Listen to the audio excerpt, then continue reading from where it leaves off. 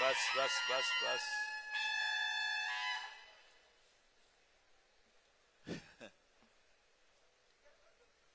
व्यासपीठावरील सर्वच मान्यवर आणि बंधू भगिनींनो, वेळ बराच झालेला आहे आणि पुढची सभा 1 वाजता आहे आणि आज एकंदर या सभेसह 4 सभा आहेत आणि त्यामुळे मी जास्त वेळ आपला कोणाचा घेणार नाही। आजचा दिवस अनेक कारणांनी महत्त्वाचा आहे। ऑगस्ट क्रांती मैदानातून याच दिवशी ब्रिटिशांच्या महासत्तेला चले जावच्या नाऱ्याने उत्तर देणारे महात्मा गांधी आणि त्यांचे सर्व सहकारी ऑगस्ट क्रांती मैदानात बसून त्यांनी अखेरचा लढा स्वातंत्र्याचा ब्रिटिशांच्या विरोधी सुरू केला आणि त्यानंतर जे यश त्या लढ्याला आलं ते काही वर्षाने ब्रिटिशच या देशाच्या सोडण्याची भाषा करायला लागली। दुसरं महत्वाचं या दिवसाचं महत्व हे आहे की आज जागतिक आदिवासी दिन आहे। या आदिवासी दिनाच्या मी आमच्या आदिवासी बंधूंना महाराष्ट्रातल्या आणि खास करून जुन्नरच्या मनपूर्वक शुभेच्छा देतो। शिवस्वराज्य यात्रा आजपासून छत्रपती शिवाजी महाराजांच्या जन्मस्थानाच्या दर्शनाने आम्ही आणि आशीर्वादाने या ठिकाणी सुरू करतोय। महाराष्ट्राची यात्रा महाराष्ट्रभर भ्रमण करणार आहे। डॉक्टर अमोल कोल्हे खासदार आपले आहेत, पण थोडे दिवसासाठी अमोल कोल्हे तुमच्या भेटीला येऊ शकणार नाहीत याची पहिली नोंद तुम्ही सगळ्यांनी घ्या। त्यांना महाराष्ट्रभर फिरून ही यात्रा पूर्ण करावी लागणार आहे आणि त्याचबरोबर महाराष्ट्रात लोकांचं जागरण करण्याची मोहीम या शिवस्वराज्य यात्रेतून आम्ही सुरू करतोय। माझ्या आधीच्या सगळ्या वक्त्यांनी सांगितलेले मुद्दे आपल्या लक्षात आलेत। महाराष्ट्र सरकारला घालवण्यासाठी, शेवटचा धक्का देण्यासाठी या शिवस्वराज्य यात्रेचा आजपासून प्रारंभ होतोय। तुम्हा आम्हा सर्वांचे आदरणीय नेते पवार साहेब यांच्या आशीर्वादाने काय चमत्कार मागच्या लोकसभेत घडला हे आपण सगळ्यांनी पाहिलं। शरद पवार साहेबांना साथ नेहमीच देणारा हा सगळा या भागातला मावळा आहे। पवार साहेबांच्या वर नितांत प्रेम असणारी अनेक लोक या ठिकाणी स्वतःहून या ठिकाणी उपस्थित आहेत। व्यासपीठावरील सर्व नेते देखील या सर्वांचा उल्लेख करतात आणि पवार साहेबांना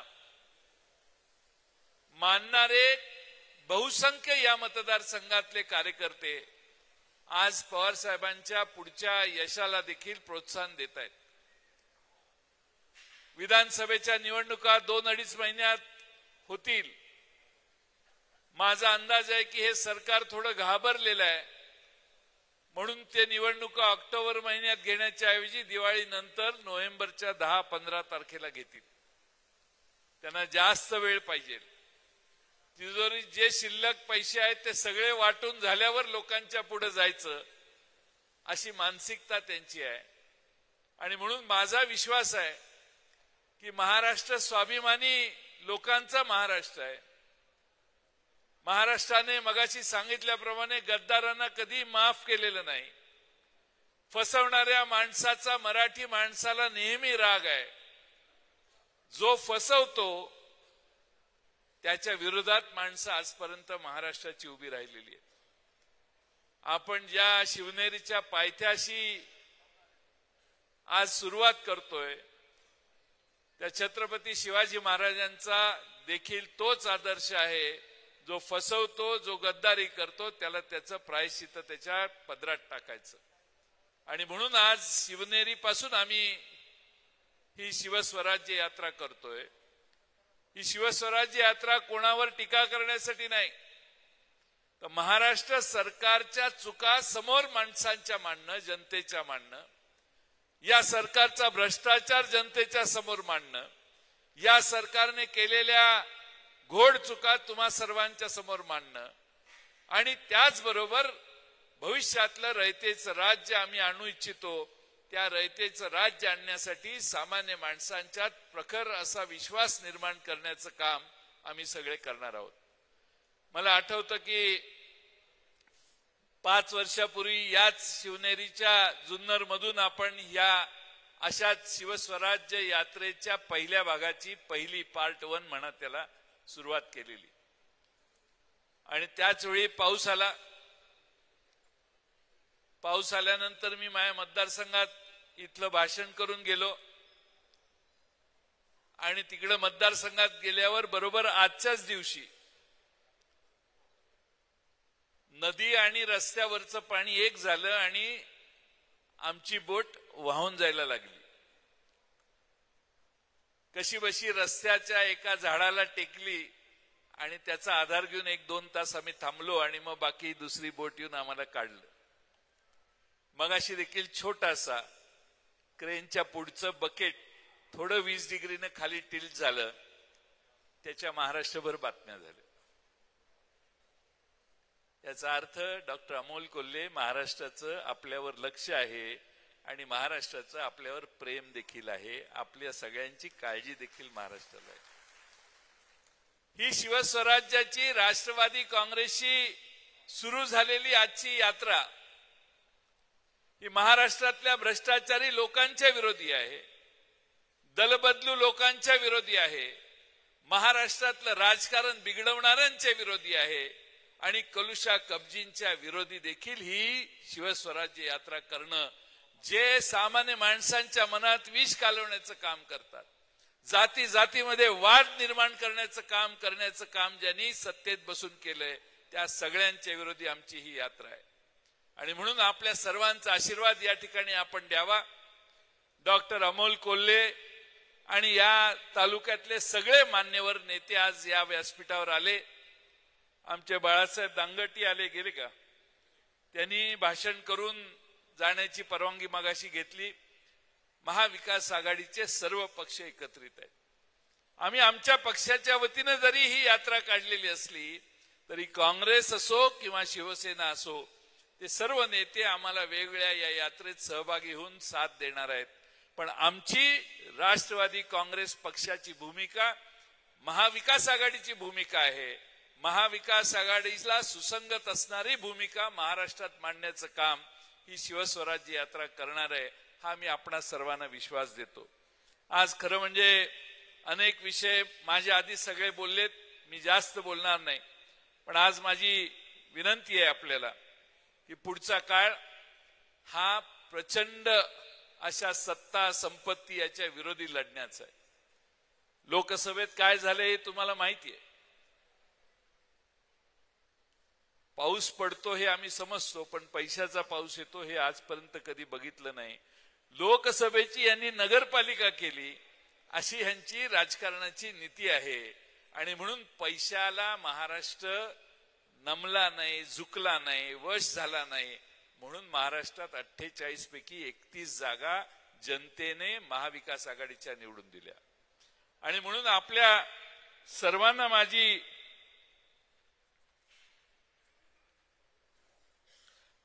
सर्वांना माझी विनंती आहे की येणाऱ्या निवडणुकीच्या काळात आपल्याकडे अनेक जण येतील, तुम्हाला सांगतील आम्ही सुरू केलेल्या योजना चालू ठेवायच्या असतील तर आमच्या चिन्हाच्या समोरचं बटन दाबा। तुम्हाला सांगतील की आम्ही अशी योजना चालू केली आहे, तशी योजना चालू केली आहे, आणि ह्या योजना पुढे न्यायच्या असतील तर आम्हाला मत द्या, नाहीतर या योजना बंद पडतील।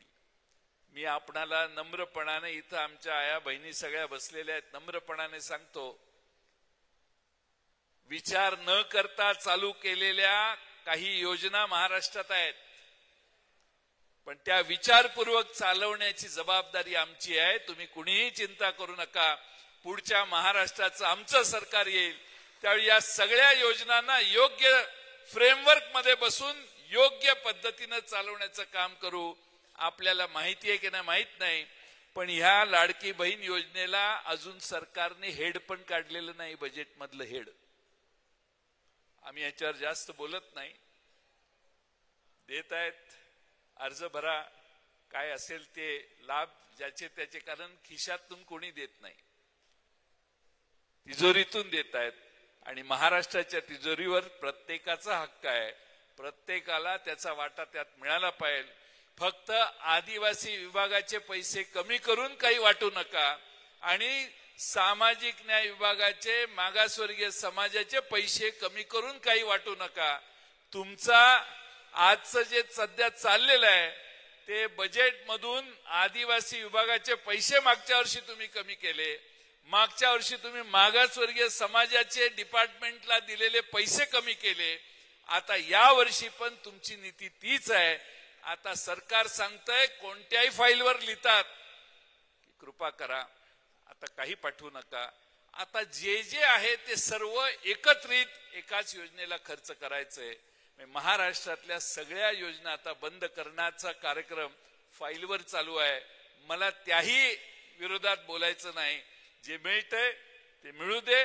आम्ही आल्यावर त्याच्यापेक्षा चांगलं आणि जास्त व्यवस्थितपणाने देण्याचं काम करू.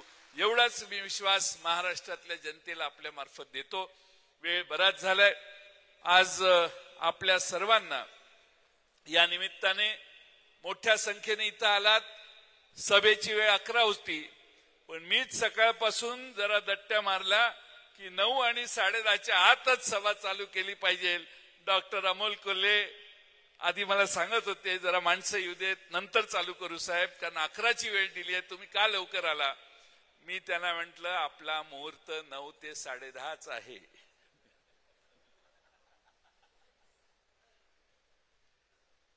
त्याच्या आज सभा चालू झाली पाहिजे का, तर आज 4 सभा आहेत. आणि म्हणून मी थोडासा आग्रह केला. काही लोकांची तारांबळ झाली, काही लोक माझ्यावर चिडली असतील, पण पुढची सभा 1ला आहे, नंतर 4ला आहे, नंतर भोसरीची जाहीर सभा 6 वाजता आहे आणि त्यामुळे वेळ होईल म्हणून मी थोडासा आग्रह केला. छत्रपती शिवाजी महाराजांच्या आशीर्वादाने जे जे चालतं, जे जे सुरू होतं ते महाराष्ट्रात यश घेऊन येतं. मागच्या वेळी शिवस्वराज्य यात्रा काढली त्यावेळी मला आठवतंय की लोक म्हणायची यांचे 15-20 आमदार, 22 आमदार, 23 आमदार येतील आणि काँग्रेसचे साधारणपणे 17-18 आमदार येतील असं लोक सांगायचे, म्हणजे सोशल मीडियावर. त्यावेळी महाराष्ट्रामध्ये आम्ही वातावरण महाराष्ट्रातल्या जनतेचं बघितल्यावर सांगितलं की आमच्या 63 जागा येतील. आल्या 54. पण यावेळी अमोल कोल्हेजी मागच्या वेळेच्या दुप्पट जागा आणायच्यात आपल्याला. फक्त राष्ट्रवादी काँग्रेस आणि शिवसेना आणि काँग्रेसच्या मिळून 170 पेक्षा जास्त जागा महाराष्ट्रात येतील हा विश्वास मी आज या निमित्तानं देतो. पुढचं सरकार आपलंच येणार आहे आणि आपलं सरकार येईल त्यावेळी या भागातले अनेक प्रश्न, आता बिबट्याचा प्रश्न 2004 पासून सुरू आहे, नुसत्या घोषणाच. निवडणूक आल्यावर तर फारच घोषणा सुरू झाल्या. अगदी हिरड्याचा कारखाना देखील आठवायला लागलाय. निवडणूक जवळ आल्यावर काय काय आठवायला लागले. अरे इतके वर्ष तुम्ही सत्तेत होता त्यावेळी नाही आठवलं, पण आता आपल्या हातातनं माणसं गेली हा विश्वास आल्यावर तुम्ही म्हणाल ते देण्याची तयारी आहे. तुम्ही कुणी जर उभा राहून त्यांच्या सभेत सांगितलं हे बाकीचं काहीच नको, आम्हाला चंद्र आणून द्या, तर त्या चंद्र आणून देण्याच्या कल्पनेला देखील ते होकार देतील. कारण लाडकी खुर्ची वाचवायची आहे. आणि हे सगळे जे चाललंय ते लोकसभेच्या आधी बहीण लाडकी नव्हती. लोकसभा झाल्यानंतर बहीण लाडकी झाली, लाडका भाऊ झाला. सगळ्या गोष्टी लोकसभेच्या नंतर आहेत. उशिरा सुचलेलं शहाणपण महाराष्ट्राने ओळखलेलं आहे आणि यांना यांची जागा दाखवण्याचं काम तुम्ही आम्ही सगळ्यांनी करूया एवढीच विनंती करतो. आणि मी या निमित्ताने घोषणा देतो, उभा राहून घोषणा द्या, काय बिघडत नाही. छत्रपती शिवाजी महाराज की, छत्रपती संभाजी महाराज की, पुण्यश्लोक अहिल्यादेवी होळकर यांचा, महात्मा ज्योतिबा फुले यांचा, राजर्षी शाहू महाराज यांचा, डॉक्टर बाबासाहेब आंबेडकरांचा. हर हर महादेव. जय महाराष्ट्र, जय हिंद. वल्लभ शेळके सर या ठिकाणी. देश विदेशातील प्रत्येक घडामोडींचे लाईव्ह अपडेट मिळवण्यासाठी आता साम टीव्हीच्या सर्व सोशल मीडिया प्लॅटफॉर्मला लाईक, फॉलो आणि सबस्क्राईब करा. तसंच सर्व नोटिफिकेशनसाठी बेल आयकॉन प्रेस करायला विसरू नका.